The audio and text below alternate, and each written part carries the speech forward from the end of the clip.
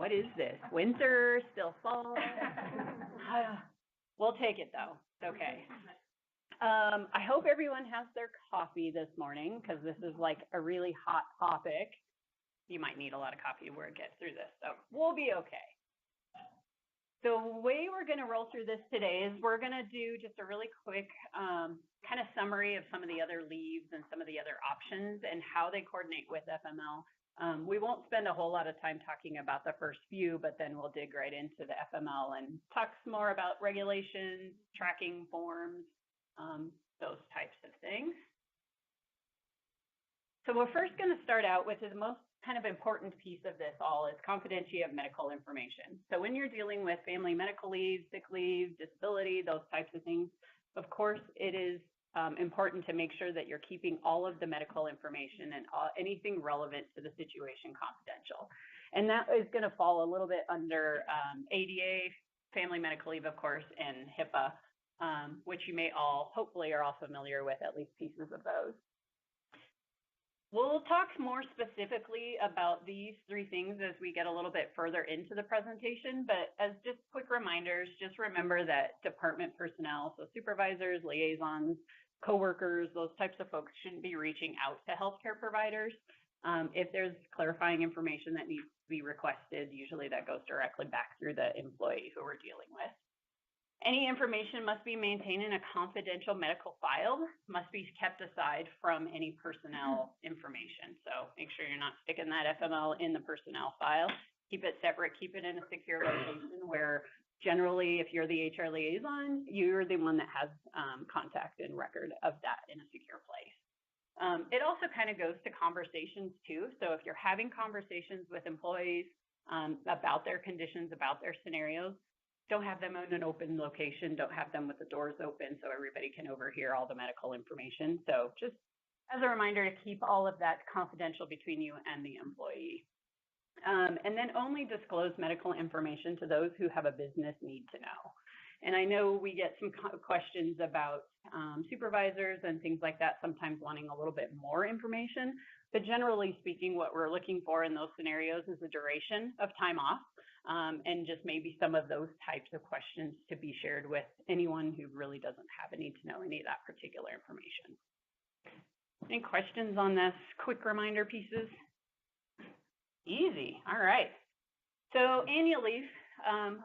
The way that we'll do this next couple of slides is we're going to kind of split the screen in two. So you'll see all of the academic, faculty, admin pro, non-classified staff, which kind of includes postdocs and those types of employees on the left side, and then state classified staff is going to be on the right side for the next few slides. So admin pro and faculty, of course, those on a regular and special appointment, 12-month appointment, are eligible for 2 days of annual leave per month, and then prorated if they're less than full-time. And then state classified staff, based on tenure, years of service is how the annual leave is accumulated for state classified employees. So everyone starts the first 5 years and accumulates 8 hours per month, and then it increases for those all the way through 16 or more years of service, accrue up to 14 hours per month, and they each have their individual maximums. Again, on the state classified time, part-time employees' leave is also prorated based upon their FTE. Sick leave.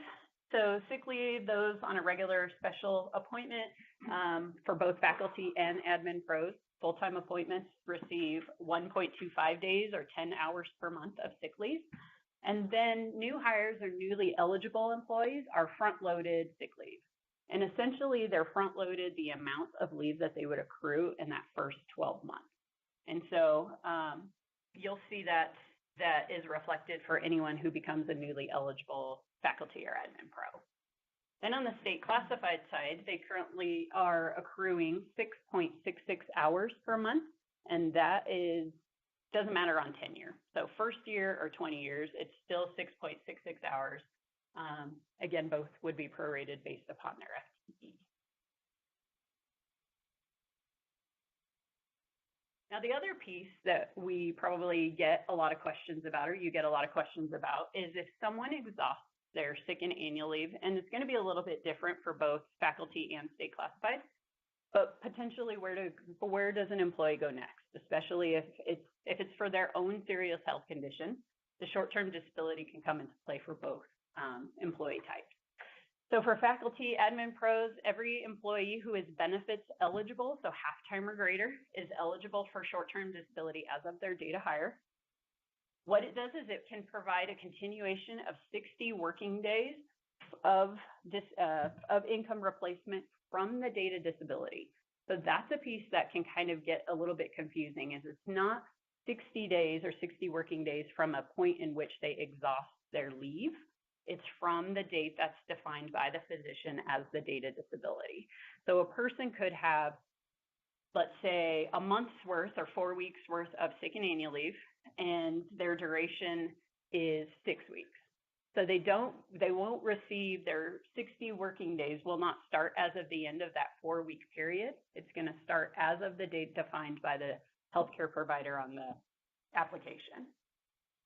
For admin pros and faculty, the base salary or the covered monthly salary is 100%. So it covers 100% of their monthly salary up to those 60 working days. And then that bottom piece is the kind of the important accumulation part of it. So short-term disability becomes payable after 10 working days or the 10-day elimination period, or the exhaustion of both their sick and annual leave, whichever is later.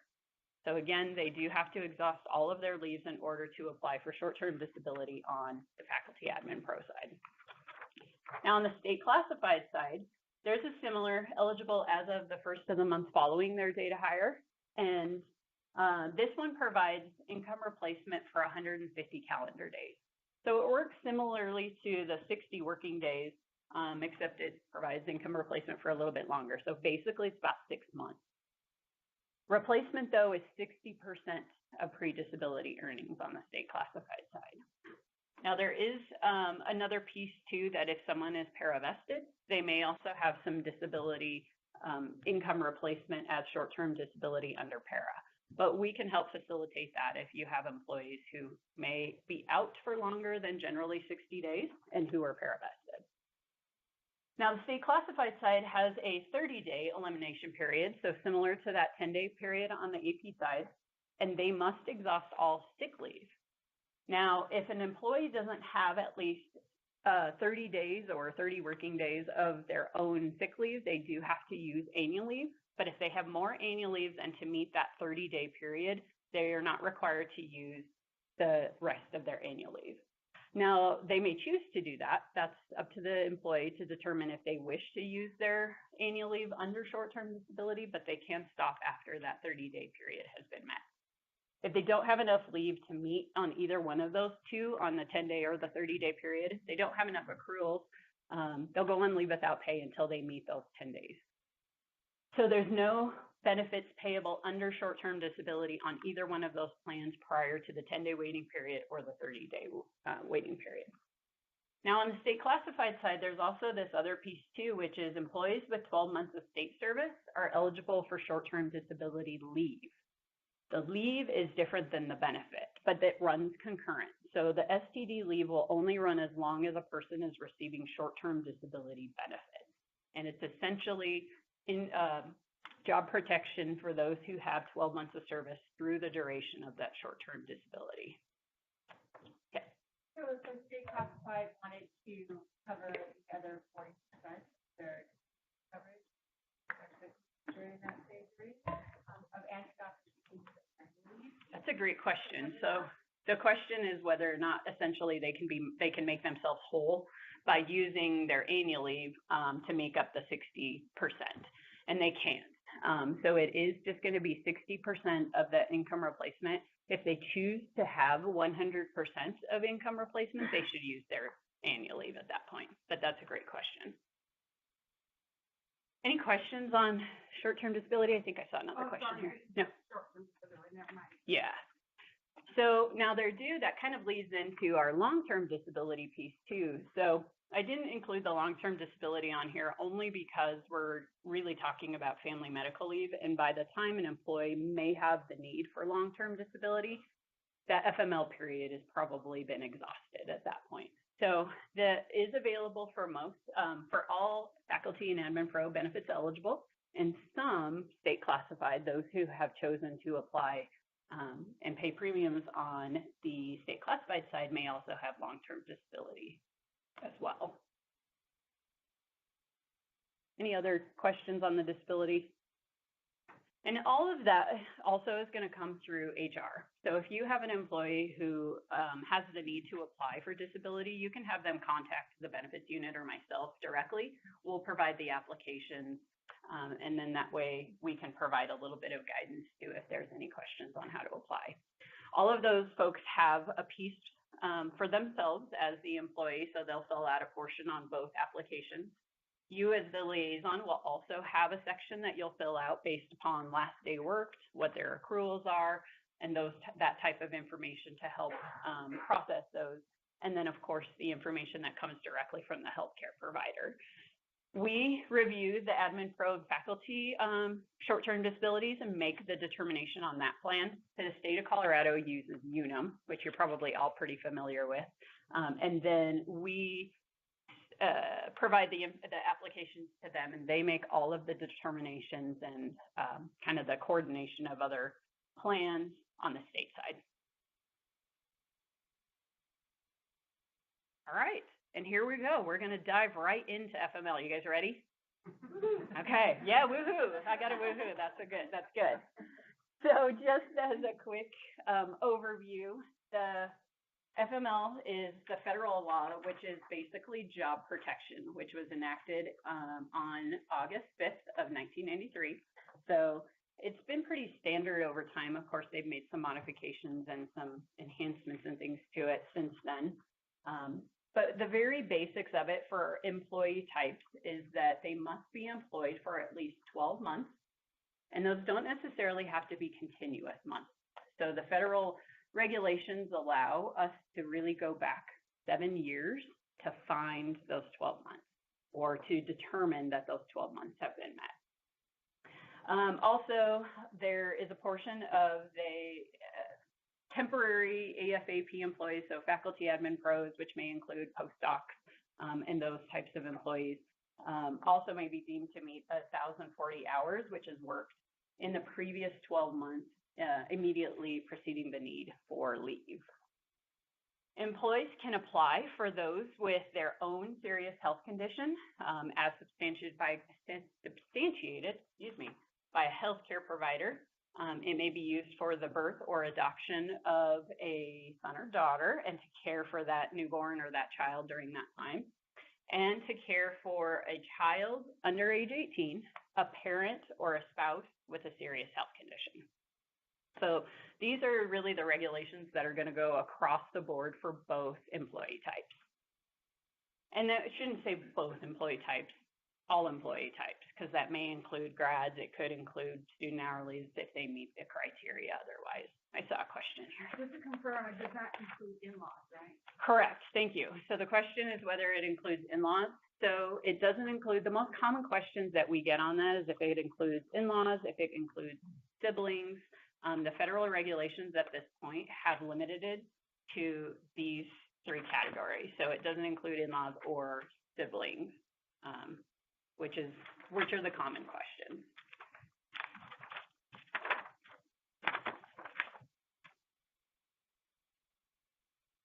All right, so the features of FML is, as you may know, there are two different entitlements for employee types.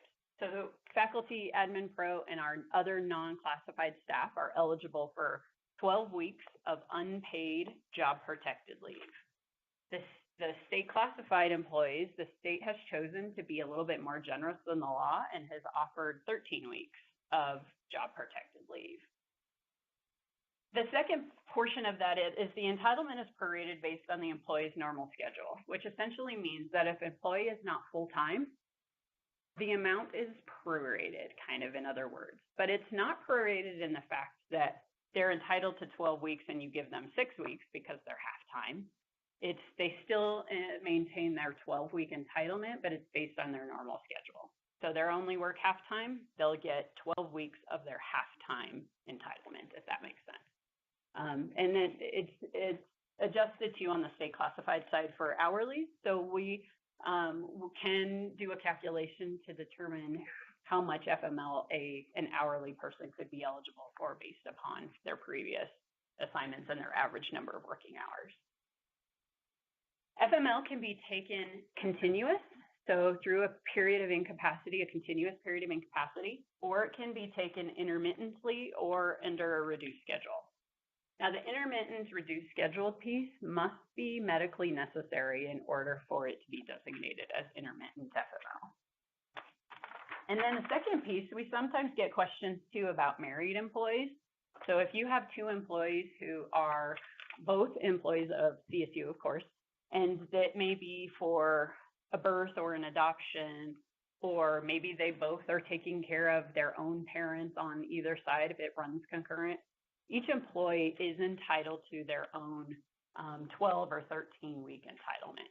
So we have been more generous in the law in that sense because the regulations essentially say that it can be you take one or the other employee takes one. But we do allow entitlement for both employees if they have an adoption, a birth, or for their own serious health condition or that of a parent. Any questions on these basic pieces? The other point too I was going to clarify is occasionally we'll get a question if somebody has two scenarios. Let's say you have an employee who has two scenarios that are going on at one time. Maybe they have their own serious health condition and maybe they're also caring for a parent. In that scenario, they're still limited to the 12 or 13 weeks. It's still one entitlement at that point. So it's not one for each scenario. So just make sure when you're calculating and you're tracking those leaves that it's just one single entitlement. And we'll talk a little bit further about how to track and when you should be tracking and things like that too. All right, so as the liaison, what is your main responsibility? So of course, the initial responsibility is to send the initial paperwork once you've made a determination that an employee is eligible for family medical leave. Now, the other piece to this too is that an employee doesn't necessarily have to come to you. They don't have to request the FML. If you are aware that an employee has potentially been in the hospital, if you know they're going to have surgery, you know they're going to have a baby, some of those types are keys that you would know when an employee may need family medical leave. So in those cases, what you do to begin that FML paperwork, and there is documents specifically for state classified employees and our AFAP non-classified staff. So make sure that you are using the correct forms for each of the employee types that you're using. And both are out on our website. But initially, you'll send the notice of rights and responsibilities, and that must be done within 5 business days of your need or of your notification or determination that they may need family medical leave. The notice of rights and responsibilities is basically the form that tells them that they're eligible. So you have an FML qualifying reason, you meet the 12 months of service and some of the other criteria if necessary, and then they must substantiate their eligibility for it to be defined as family medical leave by providing a medical certification form. So once you provide the medical certification form, it's due back to you within 15 calendar days of the date of the notice. Now there is one for employees, so those who have their own serious health condition, which include pregnancy in that scenario, and then those that have a family member with a serious health condition, those are different forms. They do request a little bit different information. So again, make sure you're grabbing the correct forms on both of those. And then the certification form can be returned or is returned back to you as liaison. Once you receive that medical certification form and you've made that determination that it's complete and accurate, which we'll go to a next slide, which we'll talk a little bit more about that piece too, you are to provide a designation notice within 5 business days. Along with that, after the forms are provided to the employees, and to send a copy to the employees, keep one for your own records, again, in that separate file. Make sure you're monitoring the designation and keeping track of the hours that are used. And a lot of that too is that if the medical information in the designation is designating for 2 weeks of leave, then the tracking and the monitoring of that should be for 2 weeks of FML. So essentially, you shouldn't be tracking 6 weeks of leave if the medical certification form only defines 2 weeks. And then once you have those notices and everything complete, send packets, one packet to our office as well. So we can take photocopies. We don't need the originals. You can keep the originals in the department, and then we will review and put them in the benefits file. Just as another piece of reminders, I guess, federal regulations prohibit interfering or discouraging the use of FML, breaching confidentiality of the healthcare information, discharging or discrimination, and any retaliation. Jackie, can I clarify a question I get a lot? Yeah, which absolutely. is, say it's not something that is predicted, but a colleague, a coworker becomes sick, they're out of the office for the week. How many days must pass of someone being absent for a medical reason before we must notice that person? And the reason I ask the question is because there seems to be an impression that it could be 3 or 5 days on campus. That is a great question. And basically the question is how many days of absence, for instance, must pass in order for us to determine whether it's FML eligible? And it's generally more than 3 business days. So 3 working days that are contributed to a serious health condition, or what's defined as a health-related reason, I guess, is kind of the way to look at that. And I think we have a couple of pieces a little bit further into that I'll talk a little bit more on what types of things to look out for, kind of like the inpatient hospital and those types of things that might help determine with those 3 days on what is FML eligible. Thank you. Yeah. Now, the medical certification form, I feel like this is a lot of times where some of the confusion comes in, some of the uncertainty comes in when it comes to FML. Is what's eligible, what does the FML and the medical certification have to include in order for it to be designated as FML? So, of course, the certification forms must provide sufficient information to make a determination. So if you receive a medical certification form back and half of it's blank, or it has the provider's name on it and it has a bunch of unknowns, or the information is vague and ambiguous, we really can't make a determination that it's FML eligible without having more detail. If an FML is considered to be incomplete, like I said, if it has vague or ambiguous, a lot of times we see the unknowns. We don't know what the anticipated duration is. We're not sure what the treatments are. We're not sure what the symptoms are. And what we're requesting from healthcare providers is for them to provide their best estimate.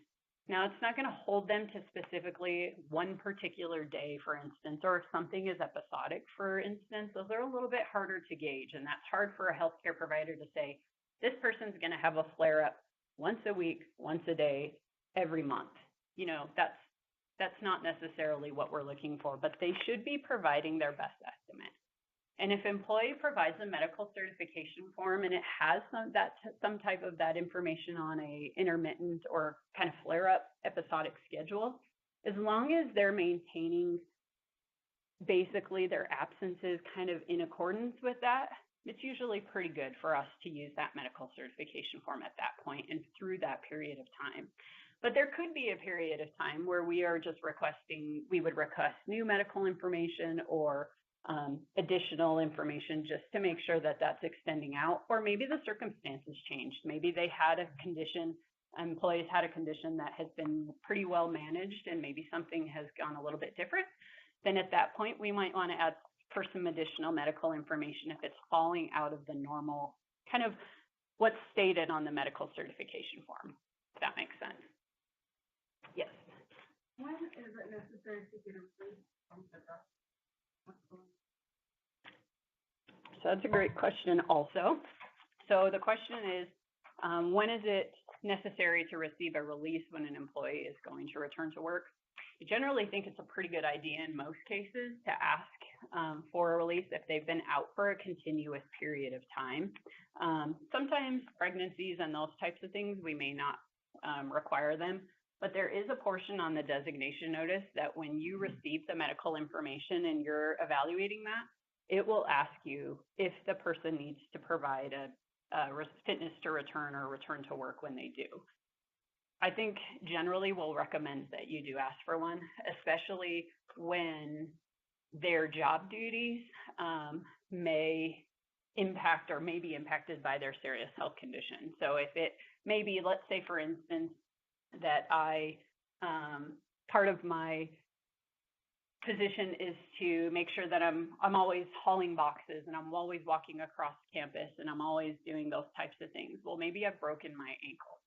And so we want to make sure that that person has been released by the healthcare provider in order to make sure that they can still perform those types of things, you know, by being released by the provider. Does that answer your question? Yeah. Okay, if a medical certification form, if you feel that it is incomplete or it's not providing all the information that you need to designate the FML, you can complete a designation notice, but instead of designating the leave, there's a portion down at the bottom on both the state classified and faculty admin pro forms that basically state that this medical certification form that we received on whatever XYZ date is considered to be insufficient or a determination can't be made. And then it gives you an opportunity to kind of fill in the specifics of what that requires. So you can be very specific on it too and say, Part A, number 1, there's no period of incapacity or there's no diagnosis or something like that that will help you make that determination. So that information can be stated on that designation notice. That is to be provided back to the employee with either a new medical certification form, or if you're comfortable with it, you can provide them the original med cert, and then the physician can update it, sign it, redate it, things like that, in order to cure any deficiencies on those medical certification forms. There's also a date that's on that bottom portion of it because you are required to provide at least 7 calendar days for them to cure any deficiencies, assuming, you know, they're with their best effort. Sometimes you can get a little bit, if maybe the physician's out of the office or something like that. So kind of take that into consideration also. Then when you do, assumingly, receive a medical certification form at that point that's been complete or it's filled in that information that you may have found to be missing or incomplete, you can then designate the leave based on the medical information that's provided. The other portion about the designation is that if you'll want to make sure that you're designating by the details that are in the med cert. So if the physician for a particular serious health condition says that they have a period of incapacity for 3 weeks, then we shouldn't be designating them for 12 weeks.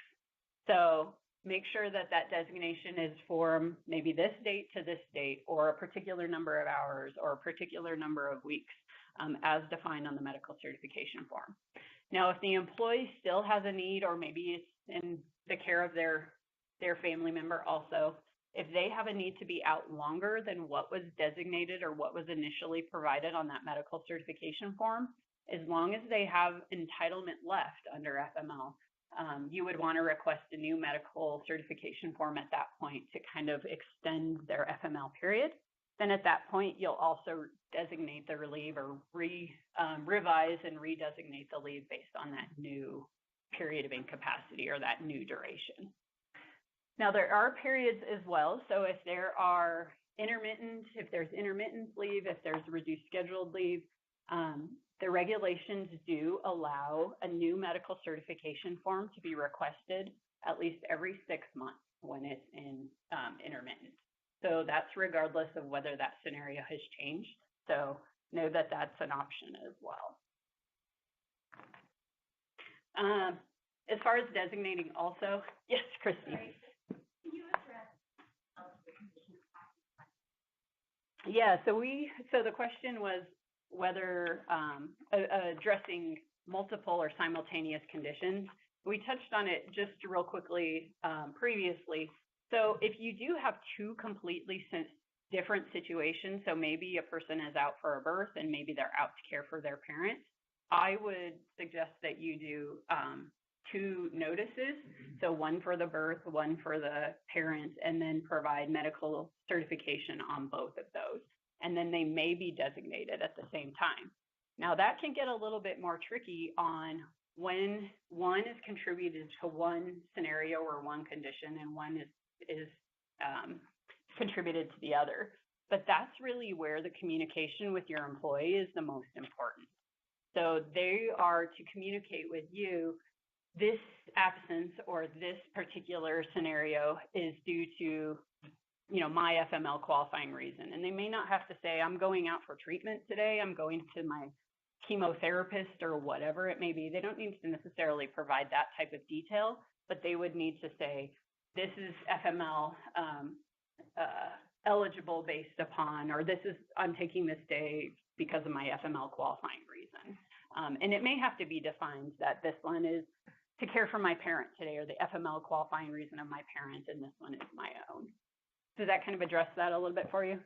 Okay, yeah, you bet. Yeah. What if the med cert has a period and then says their condition is intermittent? Can we designate intermittently, or do we use two designations with one med cert? Ooh, that's a great question. So the question is whether they can designate two kind of periods, I guess, on one medical certification form on two designations. So it can probably be done in two ways. You can either do one designation for that continuous period of time and then kind of designate the rest of the leave as intermittent. But if you're going to do that on one single form, I would recommend that you break them down very appropriately with details. So in that first blank, if you're familiar with those forms, the first one basically says that provided there's no deviation from your anticipated schedule, this date, so 4 weeks, is going to be what's designated in that designation notice.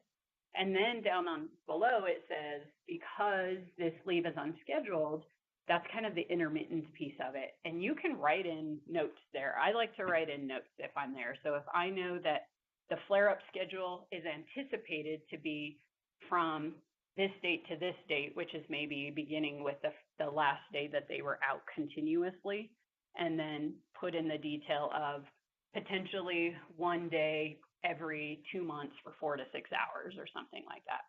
Or you can define them both on the designation notice. One is the intermittent period, one with the continuous period, and then you've designated them both at that same time. Is there another question? Okay. Does the employee have to state at the time that they request leave that is FMLA covered, and they come back later and say that the leave was FMLA? So I'm going to take that question basically that they may have a scenario or a situation in which it may not be initially defined as FML or what they and the department believes is FML, and then later it comes back as being an FML qualifying reason. Yeah, that's a great question. I mean, the main thing I think to kind of remember about the FML regulations is that generally the FML cannot be retroactive. So in most cases that it can't be that all of a sudden today we feel like this is maybe an FML qualifying reason for time that was taken off 3 months ago. If it is a situation where an employee has a serious health condition that's maybe continuous at that point, what is normally recommended is that a FML starts as of today, for instance. If we're aware today that even though 2 weeks ago or 2 months ago that could have been an FML reason, we would generally start the FML today and go forward. So that makes a really good point, really about just making sure that you're in communication with your employees. And some folks who are on campus they're remote also. So kind of like HR is a little bit more, I won't say disconnected is the wrong word, from campus. I know that occurs in departments as well, where there are employees that are all over the state or all over the country. And the communication with the employees to the HR liaison or from the employees to their supervisor is really important, because I find that can happen where maybe the supervisor knew that person was out for 2 weeks, but the HR liaison was never notified at that point. So again, just kind of keep in mind that generally speaking, starting FML now and go forward. Is there any other questions? Okay. All right, now I got to get back on track here to my where I was. Okay, so the last portion on this medical certification form too, if we go back to that medical cert, if it's incomplete or insufficient at that point, if the deficiencies are not cured or the resubmitted certification is not returned, or if the mid-cert is not returned, FML may be denied at that point. Any other questions about the med-cert? Any? Yes.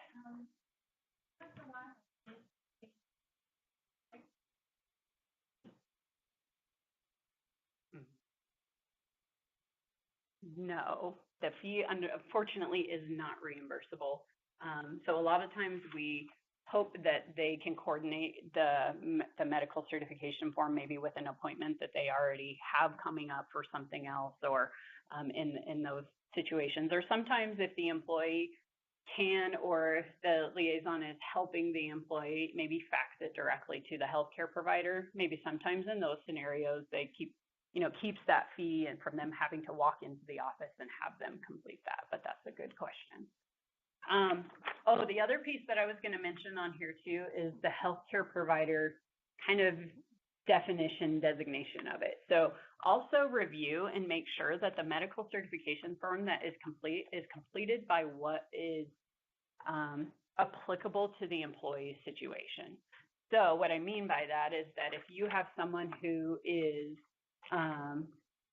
maybe has broken their ankle, and that medical certification form should be completed by like a general practitioner, maybe an orthopedic surgeon, something like that. You shouldn't be receiving a medical certification form with a broken ankle from a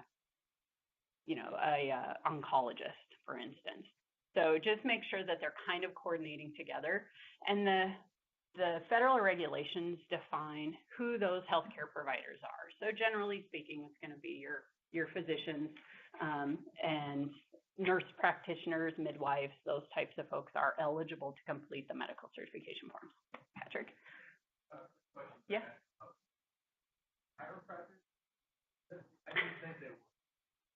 So the question is whether chiropractors are considered to be healthcare providers.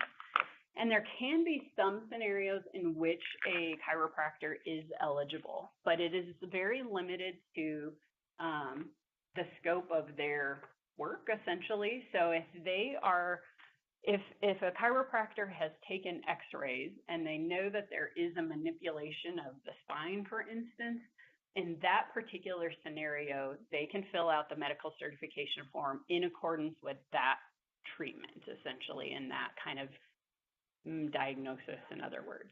Anything aside from that should be completed by a healthcare provider who can diagnose, who can treat, and maybe who can provide prescriptions to a employee or to a person who's using FML.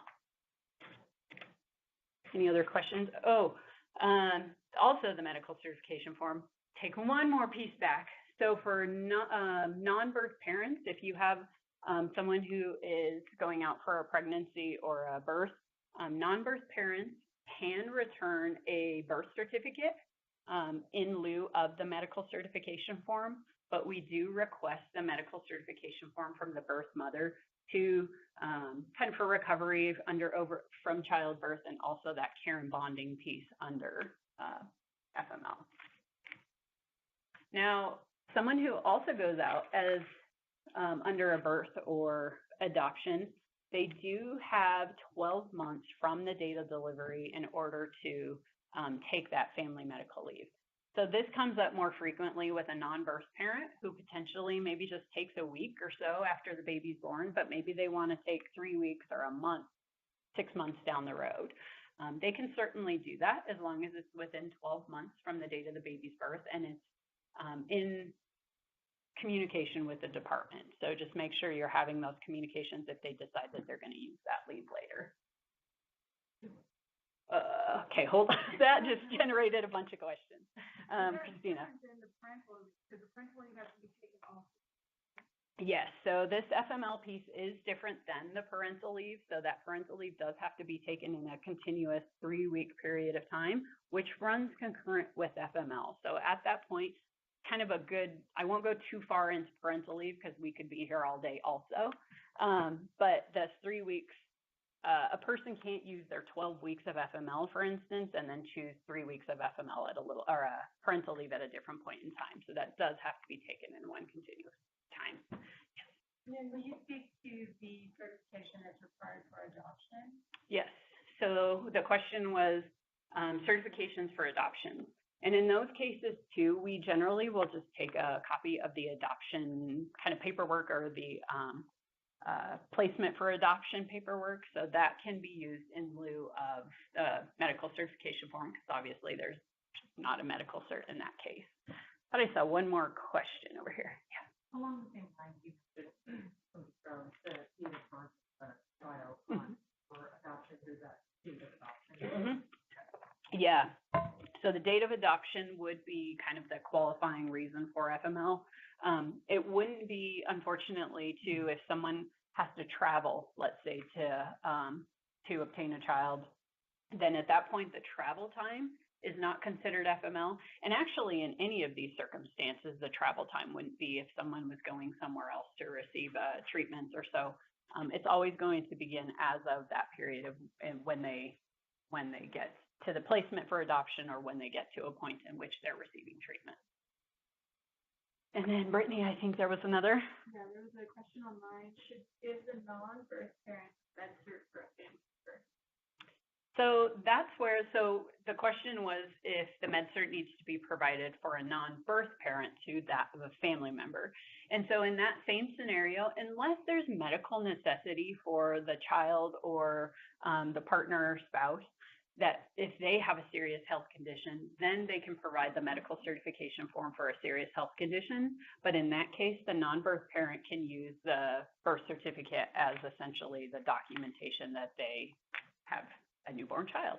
So, were there any other questions? All right. So documenting leave. So you've gone through all of that period. You have filled out the FML paperwork. It's designated, all of it is appropriate. Now you want to document it. Make sure you are keeping track of the FML hours that are used. So record all FML leave in Time Clock Plus, and it runs concurrent with any other type of paid or unpaid leave. So this is leave without pay. This is short-term disability, sick and annual leave. Those are all going to be entered into Time Clock Plus.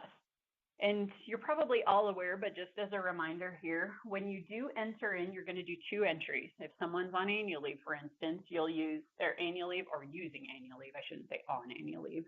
If they've already exhausted their sick leave and they're using annual leave, you'll put an entry for annual leave. You'll put an entry for FML. Kind of looks like in the system that you're putting in 16 hours. And in essence, you're putting 8 of one and 8 of the other in, but it's not going to accumulate or take 8 hours of annual leave, for instance. Same's going to hold true on the sick leave. Just make sure you're putting both entries in for both sick and annual leave. Now, those should be entered again as defined on the designation notice and the medical certification form. If and make sure too, it doesn't stop or it doesn't stop your calculations either. So if you continuously just put FML and sick leave in, you could put 600 hours in and it would let you do that. So make sure that you are keeping track of your entitlement and your time frame and only putting in the amount not exceeding the FML entitlement or their incapacity. That is a wonderful question. So the question is that if FML is applicable for holidays. And the way that the regulations kind of verify that piece of it is that if an employee is out for a continuous period of time and they're generally would be working that day anyway, then you do count holidays as an FML day. So even though it's a holiday for the university, you do continue to do that if they're out for a continuous period of time. The intermittent piece of it can be a little bit different when it comes to holidays, and sometimes it's more so if they're using intermittent and if they're had they not been scheduled to work that day essentially anyway, then you may not put it in. But generally speaking, go ahead and calculate most holidays in as FML through a continuous period of time. Leave without pay. If you have an employee who is on leave without pay and on FML, you'll still enter FML into Time Clock Plus. You can enter leave without pay into Time Clock Plus for record keeping purposes only though. So you will want to make sure that you're entering leave without pay directly into Oracle if that is the piece. So like I said, you can put it here, especially if the employee wants to see how much leave without pay they have or how much sick leave that they're using. You can enter it in to Time Clock Plus, but it doesn't feed into the payroll system. So it's not actually gonna put them on leave without pay, just to make sure they're not getting overpaid. If someone reduces their FTE or FMLA designated reason, should this time doesn't? So the question is if the FTE is changed while a person is on FML, is that the question? Or due to their So in most cases, the FTE wouldn't be modified or changed during an FML qualifying time. So even if a person is taking half-time FML, they should still be full-time if that was their normal appointment or normal assignment. They would still be full-time or 100% FTE, and then 50% FML could be put into the system, maybe on leave without pay, and 50% work time, for instance.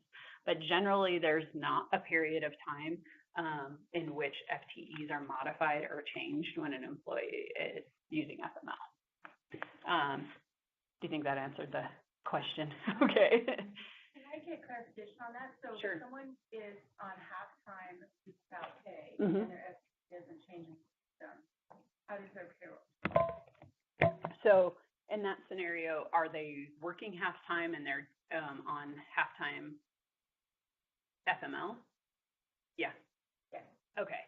Leave without pay. Mm-hmm. So it should be, at that point, it should be working hours. So if they're on half-time FML and their FTE doesn't change, essentially it should be that they're working half-time or being paid half-time, and then the other half is being put into leave without pay. So it should still equal 100%. 50% might be leave without pay, 50% would be work time.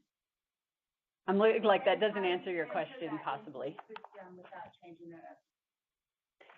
So if you're entering, so if they're working, it's going to be calculated as normal work time. And then you're entering half-time leave without pay in the system, which keeps them at 100%, but they're working half-time and the leave without pay is half-time. So just to clarify, Jackie, you're going to enter the 4 hours Time Clock Plus, then you're going to enter the other 4 hours into Oracle as leave without pay. Correct. Yes. Yeah. So if a person is required to track their working hours, for instance, like if I'm, I don't know, hourly maybe, or if I'm recording my hours in Time Clock Plus, you'll record the 4 hours of working time in Time Clock Plus, the 4 hours of leave without pay in Oracle, and then that will balance their paid half-time and their on leave without pay half-time. Does that answer? We can talk a little bit afterward too. Yeah. And actually that. I don't know how you can change it in the system. I mean, because Time Clock Plus, but doesn't payroll run off of Oracle? So it feeds, and I may look a little bit to Nick on this too, but it should fit. I mean, it should feed whatever's in time clock plus. Either they're being paid for working hours or maybe their sick leave hours or something like that, which they shouldn't have if they're on leave without pay. But that portion of it is kind of going to feed and pay their halftime assignment, and then they'll be on leave without pay for the other half. So in essence, a person who is full-time, who's only working half-time, is going to only be paid, 88 hours in a month or something like that, even though they stay at 100%. Did I? And that works with folks that are salaried. Right. I think the time clock plus is what confuses people, not faculty don't enter time clock plus. Right, no, but I mean like a state classified who's salary, Right. You just right? enter It's the- just the timesheet and time clock plus. So and unless I'm incorrect on how I'm explaining this, but once you put in a halftime, if you put in halftime of leave without pay, even for a state classified salaried employee, it's at that point, it should only pay them halftime because the hours that are going to be paid are a halftime status essentially, even though that FT is not changed. I've been told by payroll, and I might have this wrong, that we have to adjust the date. So if they're halftime, then we put them on leave without pay for half of the month. Instead of the full month, because you can't change the FTE. So if someone works in 100% time, but the half of that's been FML, then you would put them on leave without pay for the half of the month. So there has to be, right, so there has to be it gets prorated. Yeah. So then you have to go back in and change it for the next month. I mean, we might want to confirm that within the next step for our full month. The payroll will run for half. You can't pay someone half time if their FTE is 100%, right? But you're gonna enter an Oracle action, and in the notes, you have to put how many hours is being without pay, and what dates that covers, and then, Records make the change. they make the changes, like for classified staff, usually people make all the changes, and so only the part they're supposed to be. But you have to be sure to note how many hours per what period of time. So in essence, in time clock plus, you are accounting for 100%. You're accounting for the number of hours worked. You're noting what is leave without pay, and then in Oracle, you enter the leave without pay hours. So at the end of the day, one full FTE, but getting paid for only a portion of the time. Right, yeah, I'm totally clear on that. I just wanted to know what the process was for actually changing Yeah. the payroll when their FTE is one full FTE. Right, and that's the direct Yeah, so, action in Oracle.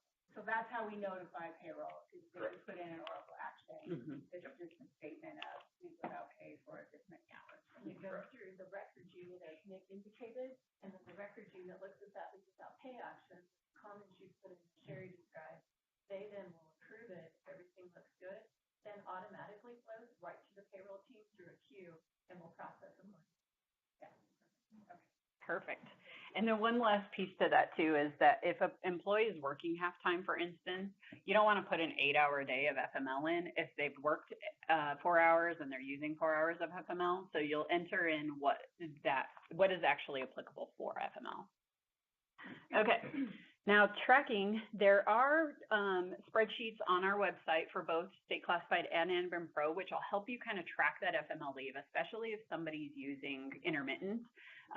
This calculator on which is kind of a plug and play, you can go put in for, let's say, for instance, September of 17, maybe they used a week's worth of FML.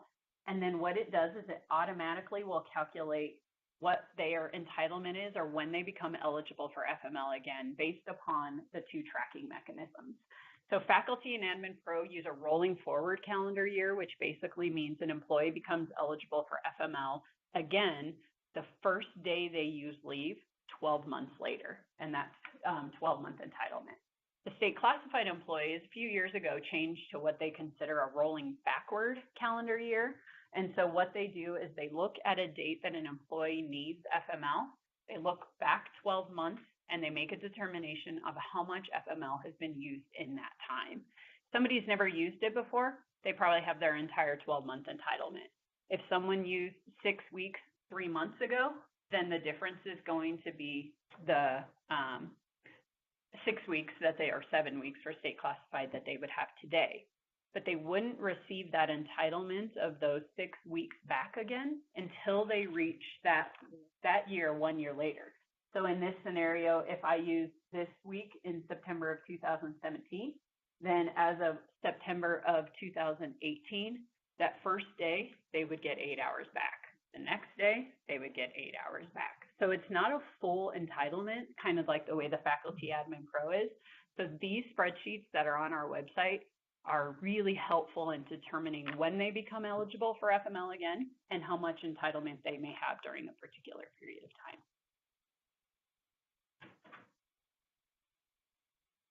All right, the last piece, I was kind of talking about those general guidelines for when an employee may need FML. So those pieces, look out for an inpatient hospital stay, absences of more than 3 working days for health-related reasons, receiving treatment or under the care of a healthcare provider, a regimen of prescription drugs or other therapies, periodic absences due to a chronic condition, and then that of a birth or an adoption of a child. And then tips for successfully managing FML, timely notify your employees of their rights under FML, follow up with employees when documentation is due. You can give them those gentle reminders. It's 10 days out, you haven't seen the medical certification form. Hey, just a reminder, your med cert is due on the 15th, or it's due on this day, or it's due tomorrow. Communicate standards for all call-in procedures. So your employees should be communicating to you their need for FML or their absences under FML by following your normal call-in procedures or your normal procedures within the department. Record usage of FML and track all FML entitlements that's available. Be consistent, fair, and equitable across all scenarios, all employees. And also, of course, when offering flexibility in those scenarios too, maybe with those medical certification forms. And then obtain a doctor's release for return to work for continuous leave in most scenarios. If you have questions, I am your initial point of contact. You can certainly follow up with me with any questions. You can generally ask the rest of the benefits team too. I'm usually your first point, so come to me. And I do welcome you to call and ask questions or talk through scenarios or things at the time that they're occurring. It's easier for us to take a look at those scenarios or maybe complete forms or change forms or evaluate those types of things at the time instead of us trying to do it after the fact or do it later. So definitely call me if you have questions. I can give you guidance. Otherwise, there are some great resources on our website as well with some presentations, those tracking spreadsheets, some checklists and things like that too. So, Did you want to speak to receiving copies? Yeah, so receiving copies of forms, please make sure that you're submitting all copies to HR when they're complete. I do prefer that when they're all together, you have a medical certification form, the notice, everything. If it comes to me all at once, it's the easiest.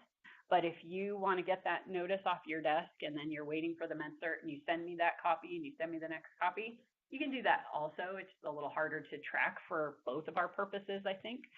But just make sure you're sending those photocopies, either campus mail. Please drop them either in the campus mail. You can fax them.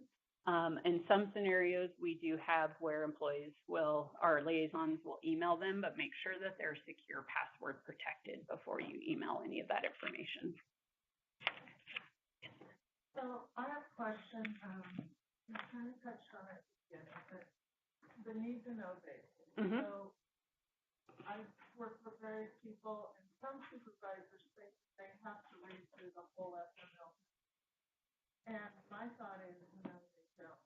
And I just want clarification. Yeah, so the question is whether or not a supervisor, for instance, has the need for all of the medical information. And honestly, in those scenarios, they need to know the duration and kind of the impacts for those business practices. So it really should be irrelevant to them if a person is out for a continuous period of time for a surgery, if they're out receiving a particular type of treatment. What those supervisors should be aware of is just kind of what that duration and maybe those intermittent periods should be. Yes. One more.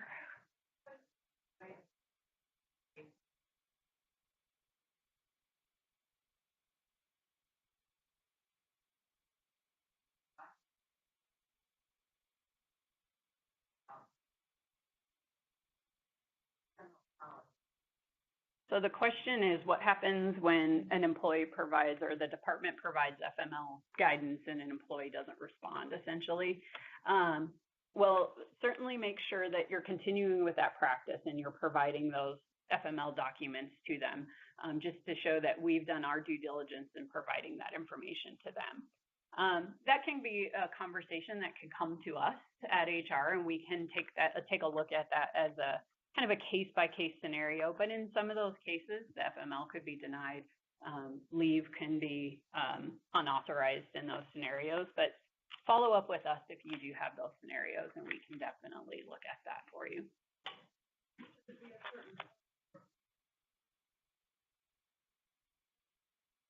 Are you talking generally speaking or in an FML scenario?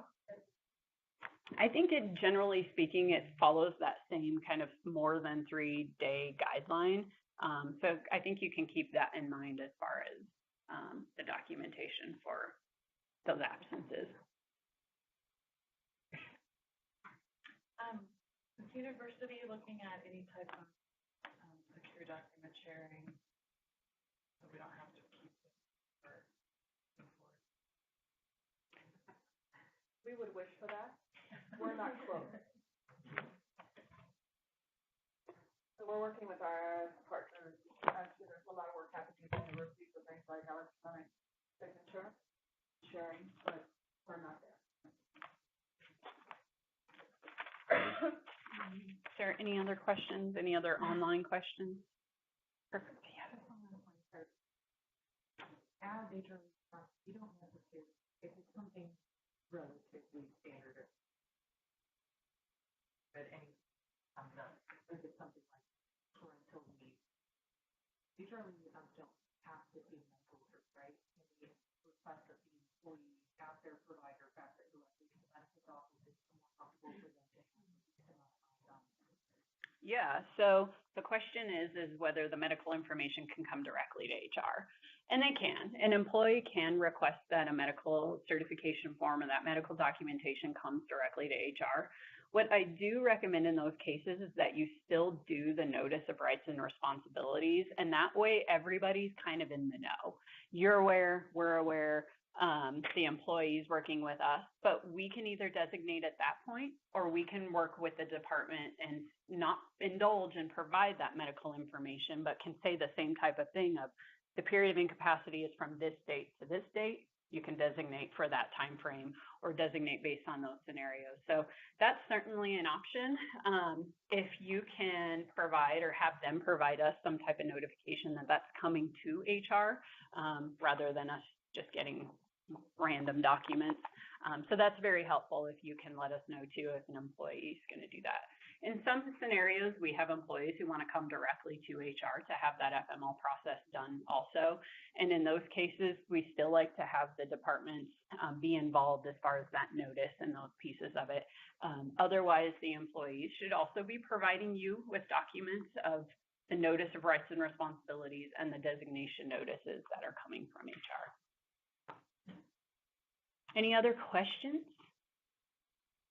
All right, thank you so much. Please join me in thanking Jackie. Excellent. Thanks, everyone. Have a good day.